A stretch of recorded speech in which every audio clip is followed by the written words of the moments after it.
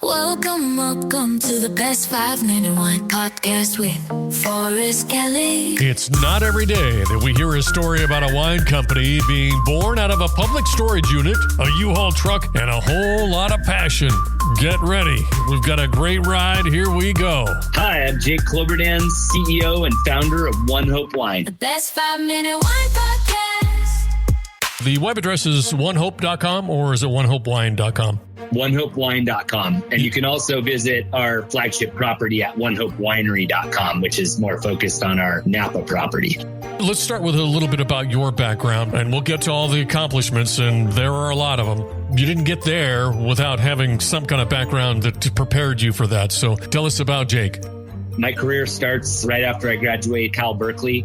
Really, my entrepreneurial journey started since I was a young kid, but we can dig into that a little bit later. But my first real corporate job was with the largest wine company in the world. And I started out in selling wine down in Newport Beach, which sounds really romantic, but I found myself in the back of grocery stores and Stater Brothers, Ralph's, things like that. And I would get there early and do manual labor with the team so I could get the best display spots to put my wine. And so that's my initial introduction into the wine industry, is merchandising and calling on 15 grocery store accounts and selling wine to them, mostly cheap wine and large volume wines ranging from Bartles and James wine coolers to Carlo Rossi to a handful of really good wines as well. Did you have a hand in founding that or in starting it, buying it? How did you get there? Yeah, so started the original company, like I said, April 2006. I get a call from one of my best friends from growing up, and her voice is quivering, and she shares the unfortunate news that she has blood cancer and is going to be starting treatment in the following week, and she wanted to be the person to tell me. And so I fly home to see her the next day, and I say, I've had this idea for 6 months and I've done nothing, and I'm going to get started tomorrow, and I'm going to start building this company while you're going through your fight with cancer. And I go back to Newport Beach, I incorporate the business. 15 weeks later, she's beat cancer and she's cancer free. And I got the very start of the business, the first, crappy designs of labels, and had filed all the paperwork via winery, the ABC, and found a winemaker to make the first few pallets. And another year later, I'm driving the first 3 pallets down in a U-Haul truck and driving down to where I still live at the time in Southern California and load them up into a public storage unit. So that's the beginning of the overall business. And we were sourcing wine from anybody who would sell us their grapes and give us space to make the wine in early on. We didn't have a vineyard. We didn't have a winery. It's not until 2014, so flash forward from June 2007, I officially recognized as starting to sell wine out of that public storage unit. 7 years later, we've grown a bit. And we decided to take the leap to start a real estate and hospitality business that would give us the ability to buy this vineyard that had come onto the market. And it was in this ridiculous location with the most famous architect in Napa Valley history, blueprints and architectural plans to build a winery there. And I just thought, this is a generational opportunity. We have to figure out how to get it. And even though we couldn't afford it at the time, I had the idea to build kind of an old world co-op, if you will, take that model and apply it to the new world of Napa and buy and build out an amazing vision with a community of entrepreneurs and families that wanted to support this vision and also be a part and owner of the property itself. You didn't get any pushback from the Valley, did you? I didn't actually get that much, surprisingly. I think after I shared, how I got to where I have gotten to, and that I needed partners to be able to build out this project, and that I was going to build something that was about a small community owning something together versus a really wealthy tech billionaire or a big conglomerate, or something that has been passed down for 4 or 5 generations, which most of us aren't lucky about. I think it resonated. I think they actually bought into the idea of this innovative way that I was going to build this community. And at the same time, Napa's highly regulated. It's very hard to get a lot done here for good reason, because everything's about protecting the agricultural preserve here. It is hard and it is slow, and I did face some setback. There were definitely a few people here and there. But for the most part, the Napa Valley and the families here, including the Mondavi family, the Renteria family, the Staglin family, and a bunch of others really helped me as an ally and as an advocate for us. And so I'm thankful to the Napa Valley that they responded that way. You made some pretty good progress right off the bat for a year, only taking you a year to be, loading up that U-Haul with wine, because as I can imagine, all the growers that are giving their grapes, selling their grapes, everybody wants their grapes. So for somebody new to come along, regardless of what your mission is, they're saying, get in line, buddy. Exactly. It took a while on the supply chain side, and then it takes a while to build a brand that people trust and where they know what the values of the brand are and the people behind it and have had an experience connected to it. And so it's definitely an uphill build and push to build any type of brand, let alone in the wine space. So you graduated from Berkeley with a degree in what? In business. You're located in Napa. Metaphorically, you're on the top of the hill, right? Of all the Napa wineries, you guys are on top? We're definitely amongst the greatest wine brands and families that have ever graced this country. We're really admire a lot of the brands around us. And yeah, we're in the Rutherford region. And we're amongst some of the most iconic brands and some great terroir.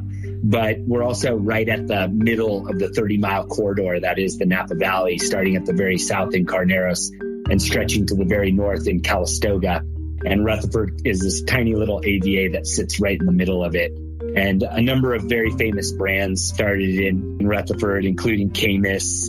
And, we've got Cake Bread right across the street. The famous Tokalon Vineyard is just to our south. We're at the top of the food chain as far as locations goes. And we've built out a really special and unique community and property there.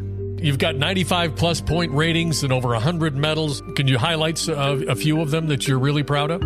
Yeah, there's a lot I would like to highlight. Some of them are in barrel right now. I think we have a few wines that are as close to perfect wine as we've done in our history. I just tasted through our 22s that are in early release, and usually you'll tell people to hold on to them for 12, 24 months at least before they open them. But these things are drinking amazing out of the bottle and just singing. I've had vintages, our 2014 through 2018 estate vintages off our Rutherford property are amazing. Those are under the brand Estate 8, and they're only accessible by allocation because we just don't make enough of them. Our Oakville Cabernet and our Russian River Pinot Noir and Chardonnay are crowd favorites at the winery. Our Vintner Red Blend that's gotten a 96-point rating, as well as our Vintner Cab that's got a 93-point rating. And those are affordable, $25 to $30 price point wines as well. As far as white wines, and one of our most special wines is our Fumé Blanc that we also do off of our property with our Sauvignon Blanc grapes and pay homage to the neighbors to the south of us, the Robert Mondavi brand and winery and his family story. Those are some of my favorite. I rattled off a bunch, but Russian River Pinot, Russian River Chard, our Oakville Cabernets, the state Cabernets we do off the property, and that Fumé Blanc, along with our Vintner collection, Cabernet and Red Blend that are easy to get. And I recommend buying, a 6-pack or a case of those to hold in the cellar at any time, or in your cupboard if you don't have a cellar, When you're growing up on this, have you developed your palate? Because you said you've tasted some of these wines and you say, this is it, thumbs up. Have you developed that taste, or were you just born with it where you can taste good from bad? My palate's good. I'm advanced in wine. I have a really good nose for wine, better than my tasting palate. And your nose is about, I think, arguably as important as your tongue and the tasting wine. Smelling wine informs your taste a lot. There's different parts of the wine tasting experience, from how well you taste sugar and fruit on the tip of your tongue to tannin in your cheeks to acidity in your throat and alcohol in your chest. But what develops the most, and as you get more advanced, is being able to kind of feel the wine and the texture of the wine and the weight of the wine on the mid palate. I would say the mid palate is the part that's progressed the most since the early years for me. And so, yeah, I think I'm a good person to tell you if a wine's extraordinary, really good enough, or not. I won't drink it. And those are kind of my buckets, And I think being able to identify if that's a wine that should go to market. So you mentioned price there. Just out of curiosity, how much of that plays into the quote-unquote taste of the wine? Well, a lot of people, when they pay a lot for a wine, the perceived value, they have a good chance of them perceiving it to be really good wine too. Right. there's also the potential that it doesn't deliver for how much it was, And so I think a $40 to $75 price point, affordable luxury wine to luxury gets a little bit more room, and a really good one of those stands out, and people will say it's excellent, and what they're saying is it's excellent for the price. So I think a lot of our brains go to relative value and like, how good is it? And then how good is it relative to the price? At the same time, if you're in the wine industry, you know that a big portion of that is tied to it being a great wine and there being demand for it. But a big portion of it's tied to the supply and demand curve. How much of it is there to sell? And if it's really small production, you can afford to put it at a really high price and you don't have to sell it, turn it over really fast, and there's not a lot of it. So supply and demand has a lot to do with it. Packaging and brand equity, building that over time, that's the magic that also has a lot to do with it. And then taste and how it's presented. When you drink a wine out of a perfect glass in a beautiful tasting room surrounded by vines, it does tend to taste better, just like wine tends to taste better when you're with people you like. One is singular in form, yet it can encompass infinite potential. Tell me a little bit about the thinking behind ONEHOPE Winery. ONEHOPE's both our service and our product. Bringing people together is our service. We do it through wine tastings. And I used to think about our product as being wine, but our product is really hope, and it comes in the form of a bottle of wine. And so you take these two words that are two of the most powerful words in the English language and put them together. It is all one word, the brand. There's a little extra space between the E and one and the H in hope to make it easier on your eyes. We're a very unique brand that's brought two strong words together and represent our service and our product. And our purpose is to nourish the future. And it has been since day one. And ONEHOPE works perfectly with our North Star and our purpose of nourishing the future. And our vision's to build the most innovative, iconic, and impactful wine brand of this generation. And when we realize that vision, we'll have served our purpose. When you go to our website and you kind of look at the About Us, and you notice like we're living our mission day to day, which is sharing wine and giving hope. And that ladders up and serves our purpose as well, to nourish the future. So I started off as Hope Wine, and I would always describe it that it was going to be this one overarching brand of hope with lots of products and lots of causes underneath it. And over time, it developed from one overarching brand of hope to ONEHOPE. Yeah, sometimes when you're standing inside the winery, which we'll get into in just a second, but when everybody's gone home and you're there by yourself and you're standing in that huge building and you just got to look around and go, wow, this all started from the back room, standing in a slop bucket at Stater Brothers. I do, and I have my original truck that I started delivering our first cases out of the back of my truck. It's a 2007 F-150, and it's parked out in front of the winery. And it is part of what we share with people. A lot of nice cars come into the winery now because we're a nice and fairly exclusive tasting room here in the heart of Napa. And so you attract a lot of fancy cars. And my beat up truck, it's there to remind everybody of where we started. To this day, I still kind of have that mentality of needing to hunt to eat. So I saw that in my grandma and my grandpa. They were Depression era people, and my grandma was an entrepreneur and the first of our family, and built a very small business, but built a business that helped my mom be able to go to college and be the first in her family to do that. And my mom built a little bit bigger business, and then I've been able to build something to fairly good scale and bigger than both of them. And I think when I look at my grandma, that was probably both from being Depression era and from being an entrepreneur. And I grew up with that sense because she and my mom were dialed that way. And so it was around me, and I still have it to this day. So yeah, I take moments where I'm like, wow, we've come a long way, but I also am hungry still. And we're far away from what I want to realize with our vision. So there's a lot of work to be done, but we're also on the trajectory to realize a vision that's, when you talk about trying to be the most innovative, iconic, and impactful wine brand of this generation, that's a generational vision. Yeah. And so you got to stay hungry the whole generation. Where does your mom go to college? My mom went to University of Arizona, and then she joined the U.S. Corps and went and served in the U.S. Army in Germany, where she met my dad, who was a sergeant on the weapons base that they were on. They were on a nuclear weapons base in Germany. They went from there and traveled the world for a few years, ended up having my older sister in New Zealand, and decided to come back to the States. And they both went back to college. My dad for his undergraduate degree and my mom for her master's at Chico State, and then moved to the Bay Area when I was 2. So I was really fortunate to grow up in the Bay Area, kind of in the heart of the Silicon Valley during the early 80s. I was born 83 and we moved here in 85. And it was a really special time of innovation and entrepreneurship. And my mom built a business in the same area that my grandma did, which is marketing research. So that's where you went to Berkeley, even though your parents tried to get you to go to their school? Well, I was born in Chico, so I've always had a special bond with it. But yeah, growing up, my dad worked at Stanford as a construction manager, and I got to watch that campus be built. And I was a big Stanford fan. And then I got the opportunity to go to Berkeley. I played a little bit of football there and also played on the championship rugby team. It's an amazing program there. Wow. Played sports there, got to be a part of the fraternity system and was part of the student government too. So I had a well-rounded college experience and was very social, and it got me prepared, I think, for being a leader in general and building organizations. Oh, I bet you the alumni loves having you on the board or being an alumni, because when you come to the party, you're bringing the good stuff. It is always good to have a wine guy on the team, So it is easy. It's my easiest thing to contribute is that and ideas. I love coming up with, different brands and ways to share things. So I try to contribute not only my alma mater, but also on a couple other boards that I'm on. Yeah, we donate 10% of every purchase on ONEHOPEWine.com to the customer's cause of choice.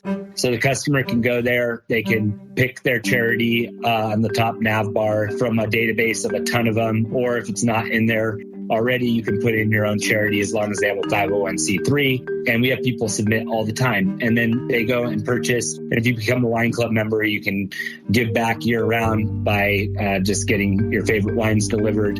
We also integrated into our hosting experience. We have the ability to order a tasting kit and raise money for your cause of choice. So the host can choose the cause if they're going to host a wine tasting event. And so those are the two main ways that we donate back. We also power wine tasting events all over the country that are raising money and awareness for causes, big and small. So everything from having our wine at galas to small at-home wine tastings and everything in between. And then we do have a great corporate gifting program where the company gets to choose their cause of choice and gets to donate 10% to their cause of choice as well. So across all the different channels, we give the person who's buying the ability to feel good about their purchase and impact somebody in a really positive way on the other side. How did you come up with that plan of not only listing charities, but for the buyer to designate a charity? Because it seems like it would be less complicated if you just said 10% and it's going to Make-A-Wish Foundation or just one specific thing. But you've opened it up. How did you figure that out? Well, as our brand started to become distributed more and more winery direct versus through the retail shelves where we obviously couldn't track it, we were able to do this, and we built our own proprietary software into our e-commerce system to track this and automate these donations over time. And on the wholesale side, because it is impossible to connect directly with the end consumer, we do donate meals for every case we sell. And so it's simplified there. We have generated over 3.5 million meals to date through the sales of our wines. And for people who are buying from us direct, if they don't have a cause to pick out, they can default to the One Hope Foundation. And our One Hope Foundation focuses on funding larger gifts like funding schools and education, clean water for people around the world.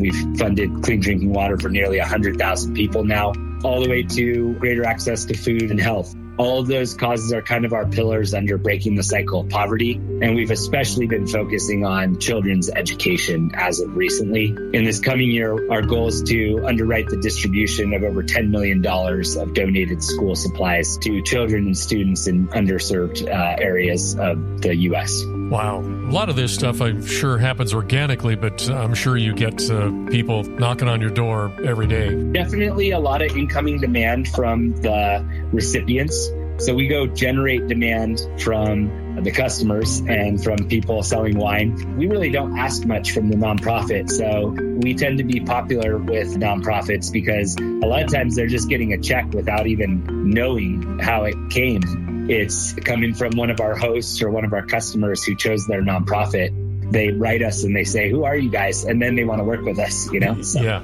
Fascinating, because I work with a lot of different charity organizations too, and it's just kind of re-energizes you, when the grind of business kind of amps you down.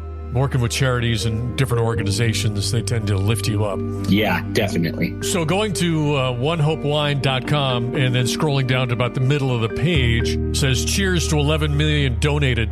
That's you sitting in the on the bench there, right? Yes. Yeah, right. What is a typical month like for you? Are you going all over the world, or are you staying on site with all of these activities going on? Because, well, to toot your horn a little bit, you're on top of the Napa Mountain, and so you've got to be busy. So what are you doing? How are you staying alive? My work from our flagship property in Napa, and there's just always people coming through, and I do a lot of business development here. It helps because you're kind of right at the heart of the brand and in the middle of everything. We have a pretty distributed workforce. We have our hospitality team here, and then we have a team around the country, and we have a lot of people who put on tasting experiences all over the country, thousands of people that are brand ambassadors of ours. I do a mix of everything, whether it's selling, raising capital when it's time to expand, coming up with new innovative ideas to grow the business, and then just pure execution of current model. There's a lot of a substance and a good baseline, and then there's always new exciting things as well. And I think it's really important to keep a balance of those things even as you grow bigger and bigger. Do you sell all over the world? We don't sell all over the world, but we do sell to Korea and to Japan. The United States is keeping you busy. Yeah, the United States is the largest in the world, and there's plenty of meat on the bone, if you will. And, I'm excited personally about Japan and Korea. I think they're both really cool markets, and they have some similarities to each other as well. And so I think those are important markets. And ultimately, with our vineyard destination properties, I do vision us making our way to Europe as well. Okay, so is the winery open to the public? We did just start releasing a few appointments on Talk. Before that, it was available by referral only and word of mouth. And we did that for a few years, and it was really great. And we wanted to make sure the experience was excellent. And so now that I feel like we've been open for 3 full years now, it's kind of time to start swinging the gates open a little more. It's an amazing food and wine experience. Our chef is great. He comes from cooking under Chef Morimoto, Chef Chiarello, and most recently was at the Four Seasons before coming to us. We have a really special food and wine experience. So for people who are foodies and love wine and the combination of the two of them, it's really one of the best experiences you can get here in the Valley. Did you design the property? I was a big part of the experience design. The most famous architect in Napa history, Howard Backen, who recently passed, but 88, who touched over 50 restaurants and some of the most iconic wineries here in Napa, as well as things like restoration hardware and these amazing architectural things. He's our architect of the winery.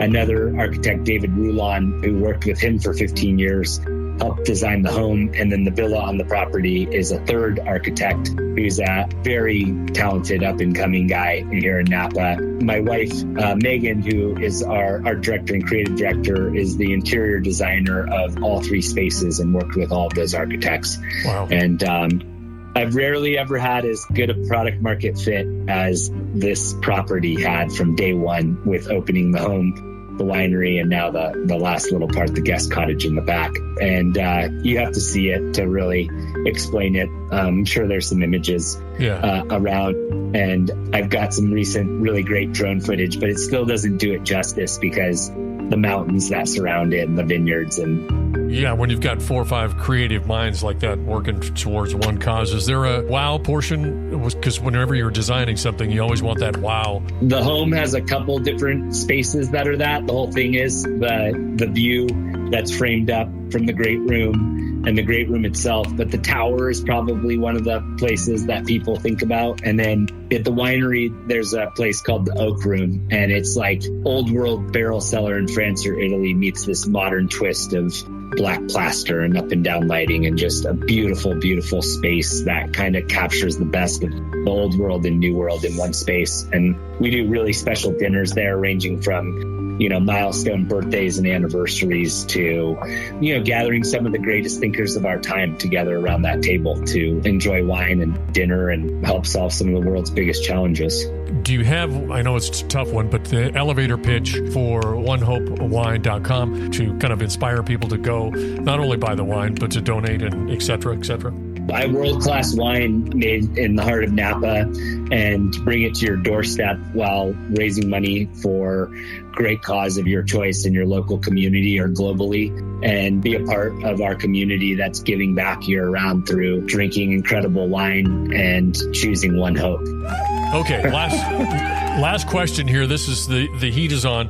If you had to create a wine that was inspired by your personality or your journey with One Hope, what would it be called? One. And what kind of wine would it be? Would it be something bold and full-bodied, or maybe a little bubbly with a surprising twist? I'd call it R&R for resilient and relentless. And it'd be a Rutherford Old Vine Zinfandel, leathery and earthy, and feels like it's gone through all the seasons to get here.